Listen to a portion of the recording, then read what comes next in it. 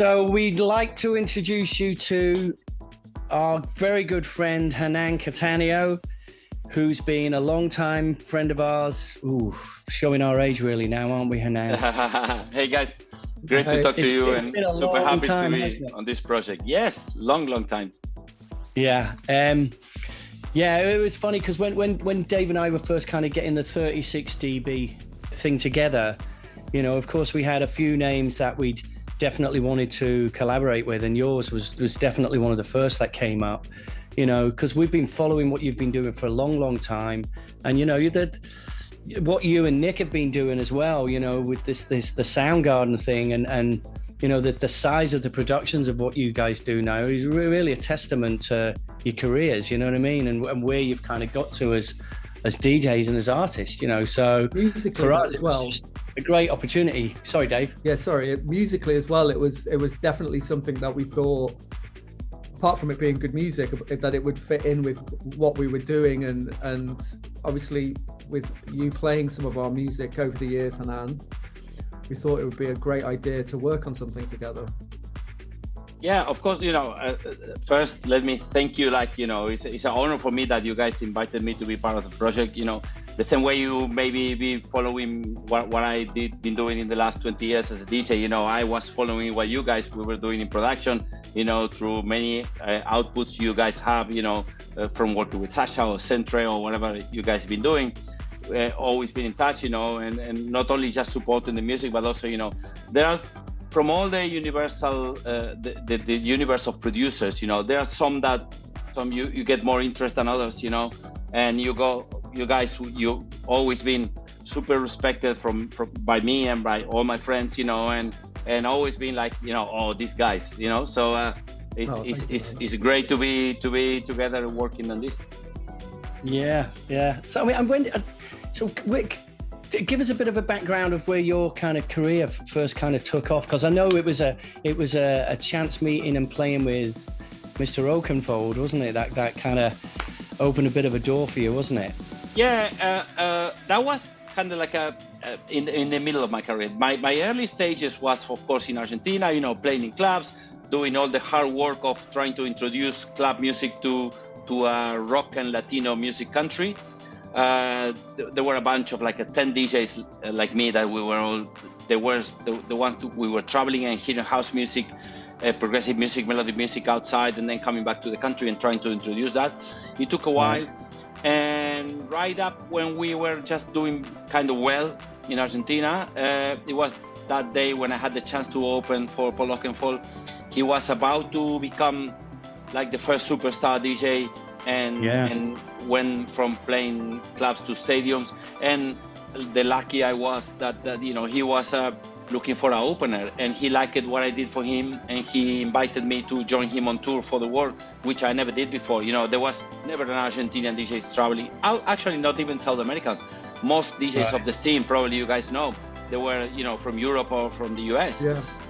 So it was a massive opportunity for me. I only thought, okay, I'm going with Paul for 6 months, then come back to Argentina and see how it goes. And I end up coming back to Argentina 15 years later. So that I worked for 1 year with Paul around the world, and then his agency in the UK offered me to move to England and have my own international career, which is something that I only dream about, but never thought it was going to be possible. But you know, back then there was a huge difference on how UK and US scene was developed compared to South America. So as soon as I was, it's like a football player. The moment they sell you to play in Europe, you know, you start playing Premier League, you know, or the Liga or whatever country you are, you know, there's a big upgrade on everything. Yeah. And that was the same for me, and was a big push. I was super enthusiastic. I didn't have a wife, I didn't have kids, so it was just the perfect moment for me. So I moved to London, and I started playing for Cream in Liverpool and Ibiza, which Cream at the time was a very big brand. Then, you know, and suddenly start sharing stages with Sasha and Dewey, and you know, and Paul, you know, and all these guys, you know, and that's where I met Nick.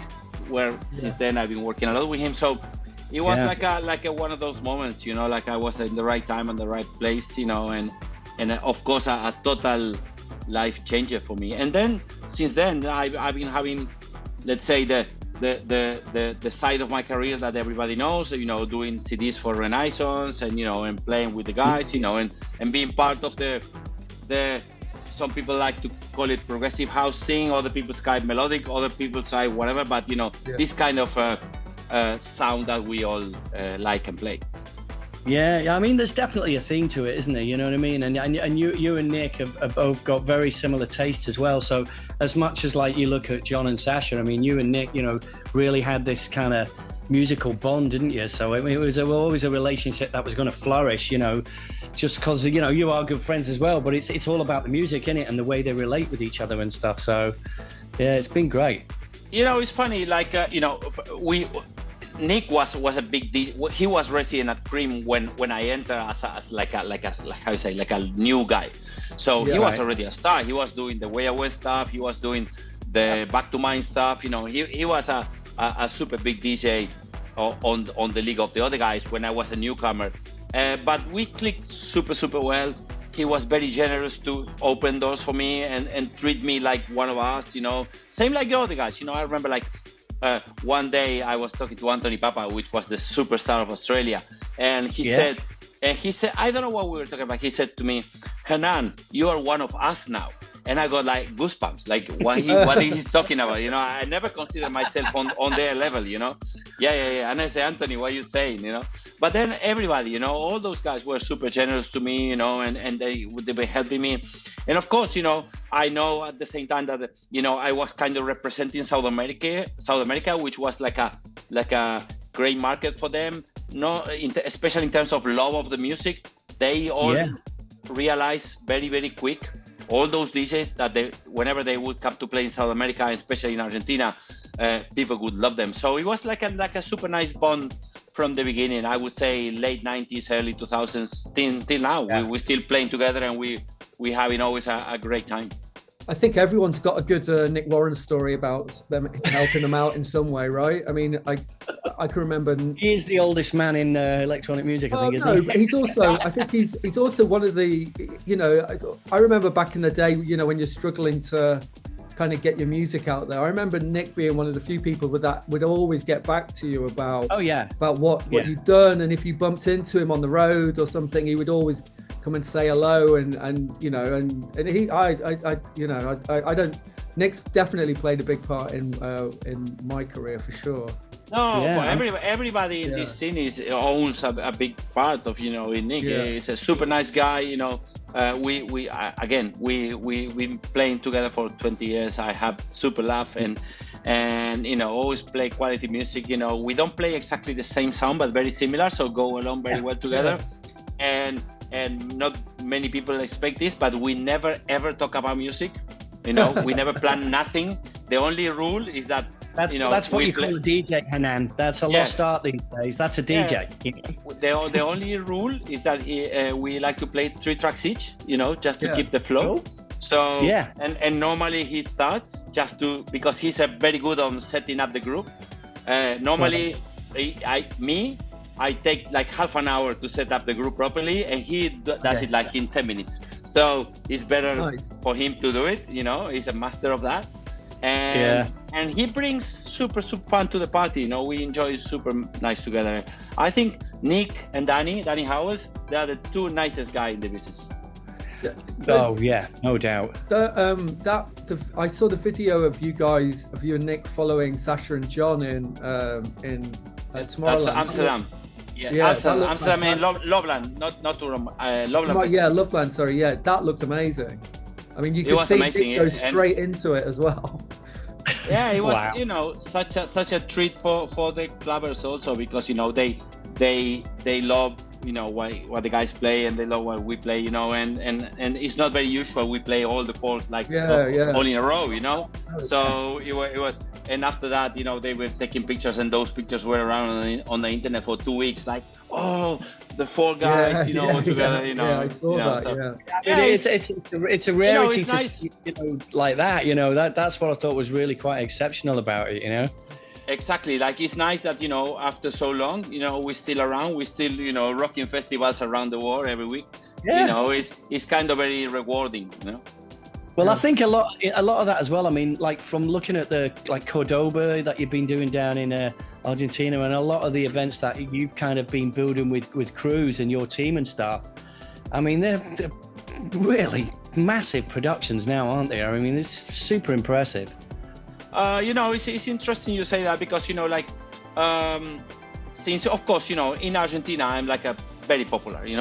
We luckily we get the people support and we sell the tickets. Whatever amount of tickets we put on sale, we sell them, and that gives you great support, but also a responsibility to say, okay, now let's say 6 months in advance you sell all these tickets for the show. Okay, now you have to deliver. Now not the pressure, but the responsibility is on you to deliver a great show. And as everybody in the industry, we all know that the most difficult part of the show is like how much money you're gonna invest, because you never know how much you're gonna recoup of that or how much you're gonna lose of that. We all know those stories.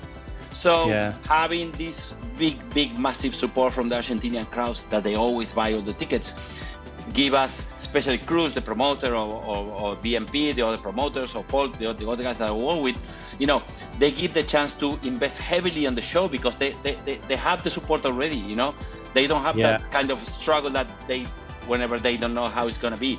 These shows in the last 6-7 years, they've been always amazing, always sold out, very quick. So again, that gives us the responsibility to deliver a great show. And you can guys imagine how proud I am to be bringing in my own country the biggest shows or the most the better shows of the country are made on my own. By me. I've been many years living internationally, and for many years people are thinking, oh, why you don't you play like you play internationally? Why you don't these shows here in Argentina? But now we are doing it. Now we have the support, so we are super happy to give back to the crowd. I mean, every time I've been down there as well, it's been a few years, but I've always been just super impressed of the energy of the crowd. I mean, they give so much feedback to the people who perform. I mean, it's brilliant. I remember being there with John and Sasha one year, a few years back, and it started raining, and there's like 27,000 people and not a soul moved. If anything, it got more pumped, and they were just soaking wet, and they did not care. There was steam coming off the crowd. It was brilliant. It actually can get even better. We are a very cool mix of mostly we are Europeans mixed with Latino. We are like a Latin Europeans, which is a cool mix because we have all that culture heritage, but we have the Latino spirit. So we are way more noisy than Europeans. That's a good way to describe. Yeah, and then all the South American countries, the same as most third world countries. The day-to-day life here is not as easy as Europe or the US. So people have a bigger need of expression and have a good time. So if they've been waiting for years to have Sasha and Dewitt playing at the festival, not because it's a massive rain, they're gonna let that take away that moment from them. Quite the contrary, they're gonna make even a better moment. In other parts of the world, because I've been there, that suddenly start raining and half the people will leave. Yeah. And you go like, where you going? I have to play. But in South America, nobody would leave a party because they're gonna get wet. Because there's again, they've been waiting for their favorite DJ, whoever it is, to come. They have to work hard because tickets here are very expensive for these big shows. So they give value to that. So they're not gonna leave because it's raining. You have to come with a gun for them to leave. Hopefully not. Have Sasha and John been down there since they started playing and done shows together?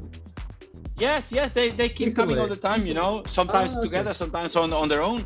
But I did the big Mendoza show with Sasha back to back in the Andes near the lake, which is really, really incredible in Mendoza. That was an amazing show. We were worried because that day, that was during the last World Cup, and just before our set, it was the game France and England, and we were thinking, okay, France won that game, and we thought, okay, Sasha is gonna be in a really bad mood. How God knows how he will gonna play or not, and that. But he rocked it. He was luckily he wasn't that affected for that. We watched the game together, and then we went to play straight because we were like back. I mean, the hotel and the stage is like 100 meters away. Yeah. So we were watching the game with Sasha and all the other guys, wishing England to win. You know. Yeah. But if it was a Liverpool game, he would have been really upset. Yeah. Okay. Yeah. You know what I mean? So. He's the only man I know that he's. No, and you know what's funny that back in that day, normally England and Argentina in football has a big rivalry, but now it's bigger with France. So because we lost with them one time, we won against the other time. This. That big rivalry between Messi and Mbappe, and all that. Yeah. So it's not really truly hate. It's just how you say the folk of the football. Like that. But it's fun. It's fun that But going back to the question, Sasha came and rocked it that time, and he keep coming all the time. Yeah. Cool. People love that kind of UK sound from the late 90s. It's always been one of the most popular sounds in South America and in Argentina. Right. And it can be, like Sasha or John or Nick, or the younger guys from Israel, they all rock here. They are very, very popular. Nice. Right. So let's talk about the environment. When we first kind of started the project, when we were discussing kind of, what's Hernan's sound and what are we going to go for? I know there was some records that you pointed out that you were a big fan of at the time, and things that you were to give us a starting point or a sketch pad of where we should kind of lead into it. I think it started with that censor thing, didn't it? That I think I sent you something that we didn't put out, and you said that we should do something like this.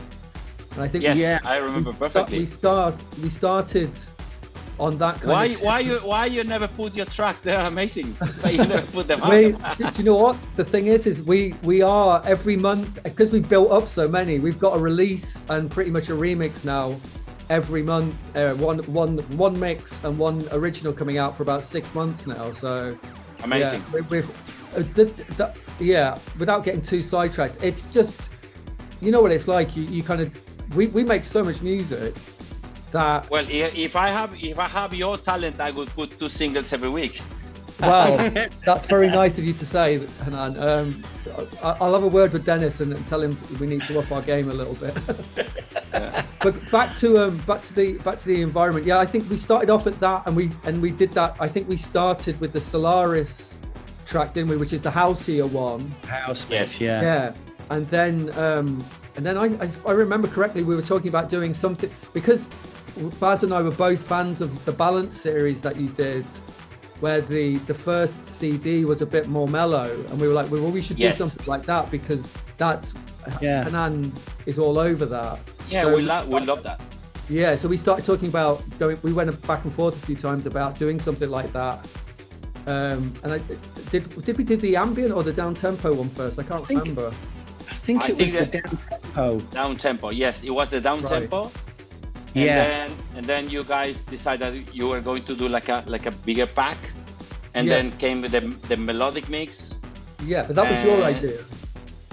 Well, the thing is, and this is a good, how you say, if you want to tell the people about this project, everybody knows. I'm just gonna repeat it, but I guess by this time everybody knows that you guys are the one that knows a lot about production, and I'm the guy that have good ideas about music. I'm mostly a DJ, but there was something that happened in the process that it would help anyone to understand how this is such a cool idea or project or environment to have on your place, which is that me, the non-production guy, the non-skilled guy, by trying to think about what we can do with this, we decided that out of the down tempo and the ambient mix, there were a lot of music that with a proper groove and more fast, it would make a great mix, and that's how it came.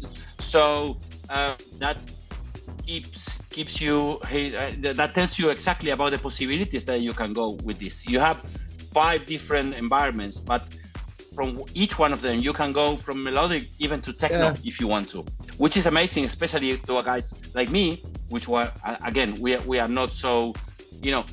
The other day I was playing at home with one of the environments, and start muting things and changing things even without the knowledge. Again, I don't have that level, but even playing, I feel it would be like a Game Boy. You know, I click this, move that, and it went totally somewhere else, and it was very interesting. So quickly, I think, right? And this is the way it came out, the melodic mix, but it could have gone to any other mix, maybe an organic, whatever mix, or maybe you could took a bit of the big melodies and make it a bit more dubby melodic or dubby techno stuff. Well, the one thing I think when we kind of started to get the melodic house mix together, and we used the main kind of arpeggiated sequence, so the real melody, which was the key to that down tempo thing. I think once we started to build that with the pads and stuff, and we kind of readapted it to work with that break in the melodic house. I mean, it's such a massive moment in that track. And then when it dropped coming out of it, I mean, watching the videos of you playing it out, and it's pretty inspiring, really, just to see the reaction. And that whole section really is the ambient mix, just kind of honed in and made to work and just sculpted a little bit more. But, the end result was something way bigger than we thought it was going to be. Well, I remember when you suggested it, Hernan, and Baz and I were both like, well, that's such a good idea. And pretty much instantly when we sped it up and put slightly different beats underneath it, we were both like, okay, this is going to be massive. Yeah, this is more Hernan than anything, isn't it? No, but I tell you, it is. But, that's the thing that happens to me as a DJ many times. Like, I get sent tracks that the producer sent me, and I say, yeah, this is fine, but why don't you do this and that? Because we DJs, normally we know better than producers about how it works on the dance floor. And producers know way more, of course, the technical part, but also the musical part. You guys create these amazing melodies, but sometimes, for example, maybe you two could have kept like the ambient mix as an ambient mix, and I said, well, there's a treasure hiding here. We could do something with it, And sometimes I talk also, because Nick also is a very musical guy in terms of that. He sometimes play a track and he say, what is this? And he say, this little kid from Ireland, for example, send me this music, but it was beatless. And I say, no, you have. So we do that all the time.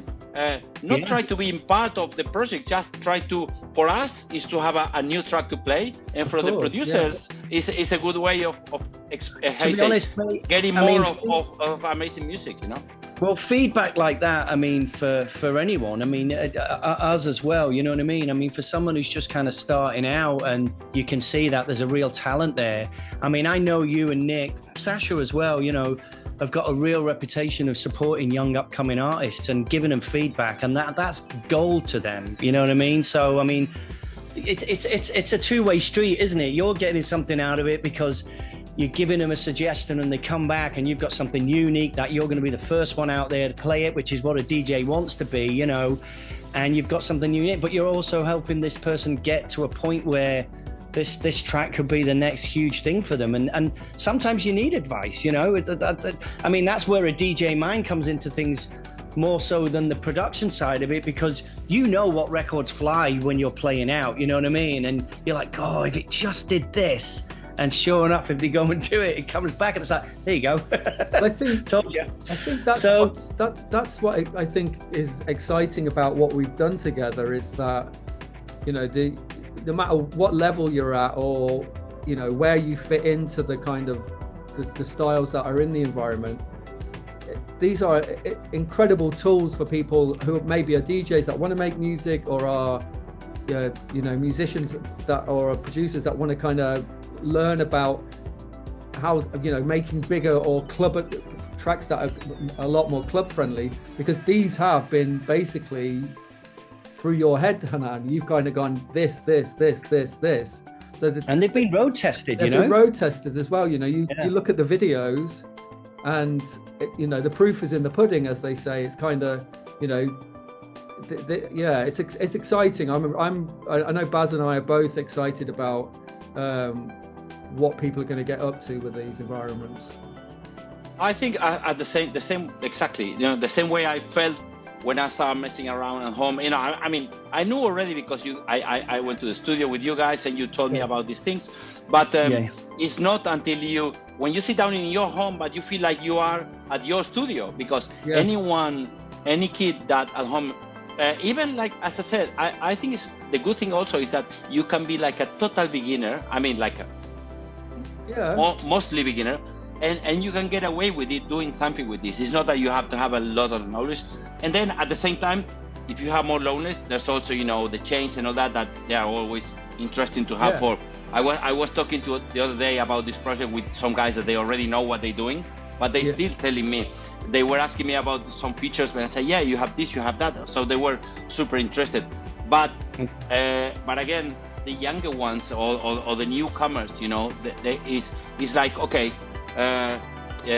we are in the studio with them, then we move and I say, okay, sit down, mess around, play around, whatever you want, try whatever you want, say what you like, delete what you don't, you know, and I think it's a great tool and a great thing to learn the whole process. Because we all know one of the things that, of course, you know, I'm super busy with DJing and family and all that. But even if I wanted to start the whole, and I know a thing or two about Logic, but if I have to start learning from scratch, it's kind of super time consuming and difficult. So this is like, okay, we meet you halfway. We give you, you know, all this. Of course, the more you change it, the better for you, you know, for your results. But you don't have a hurry. Nobody's pushing you. You know, you just can start developing your extra skills on top of all the job you guys did. Well, I think as well, because we've spent so much time and paid so much attention to the sounds, the processing, just the, you know, even the way things are compressed and the way things fit together.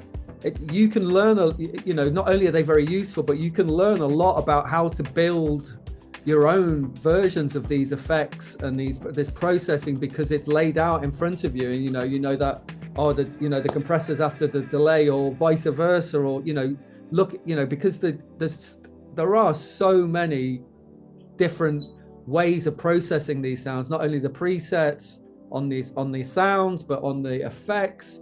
I mean, I think you could probably come up with an infinite amount of combinations with everything that is going on in there.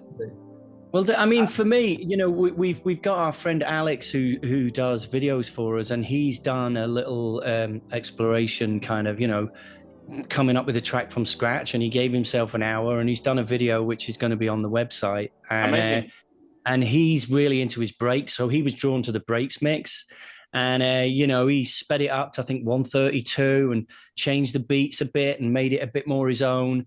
It's like a garage thing, isn't it? It's like a garage two-step kind of thing. It's really cool. It's a very, very different approach than kind of what we do.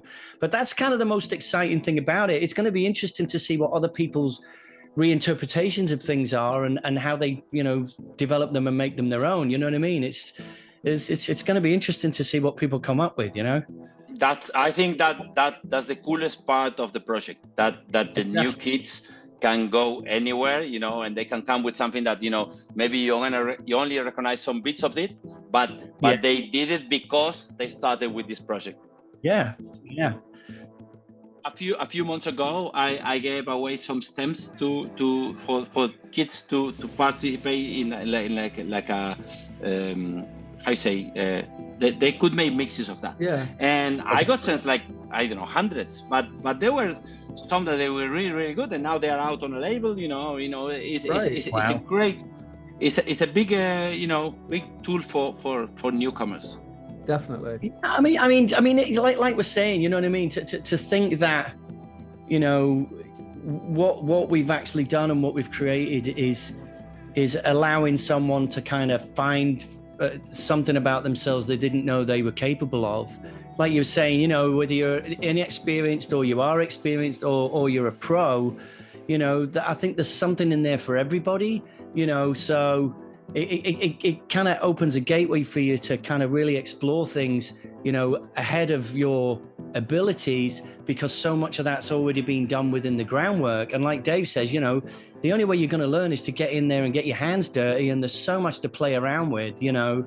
It's a real melting pot of ideas that you can just reinterpret, you know? I've already had a few people, professional producers get in contact with me about wanting this environment early because they want to get the sounds or the effects, and I think that's probably, they probably heard you playing out the stuff, the tracks, Hernan, but also I think they just know that what they're going to get is going to be, you know, it's way bigger than that. It's way more than that, you know? Yeah, exactly. So, it's exciting. It's exciting. Yeah, I'm super happy to be on the project. And as I said, you know, I think it's going to be on all different levels of the production change, you know, from newcomers to, you know, the people that they've been doing this for long. You know, they're always going to find something, because again, you know, not everybody works on your level, you know, so there's a lot of things that, you know, they are kind of like a best kept secrets about how to do this, how to do that, you know, how, you know, no, but it's amazing, you know. Yeah, no, it's great you sharing the knowledge, you know, and for the younger people or the not so young people to be able to, you know, to learn from the masters, you know, how to do this, how to do that.